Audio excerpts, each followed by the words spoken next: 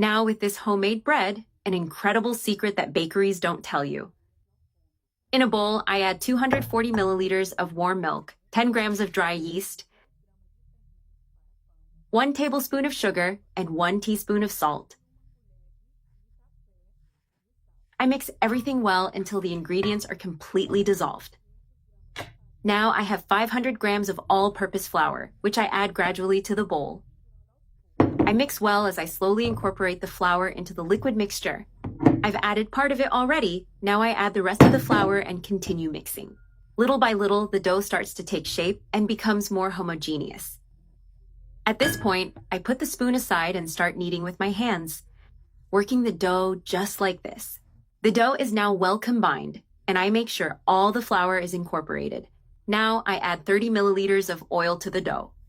I mix again, making sure the oil is evenly distributed so the dough becomes smooth and soft. I knead until the dough is elastic and smooth, fully absorbing the oil. Now I cover the bowl with a cloth and let the dough rest for 1 hour. This resting time is essential for the dough to rise and become airy. After the resting time, I remove the cloth and check how much the dough has risen.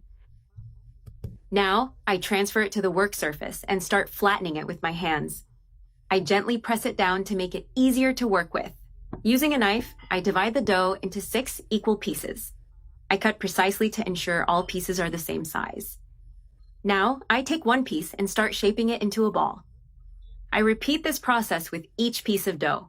All the dough balls are ready. To make the work easier, I sprinkle a little flour on the surface. Using my fingertips, I start stretching each dough ball. For better results, I use a rolling pin. I roll the dough into an oval shape, maintaining an even thickness. Now, I take one end of the dough and begin rolling it up carefully. I roll and press slightly to ensure a well-formed shape. This technique ensures the bread will be soft and fluffy after baking. I repeat this process with the rest of the dough. To finish, I seal the ends by gently pressing with my fingers. Once they are ready, I briefly cook them before baking. I place the bread rolls in a pot of boiling water with salt. I add 2 rolls at a time and let them cook for 3 minutes. After the time is up, I use 2 spoons to remove them from the water.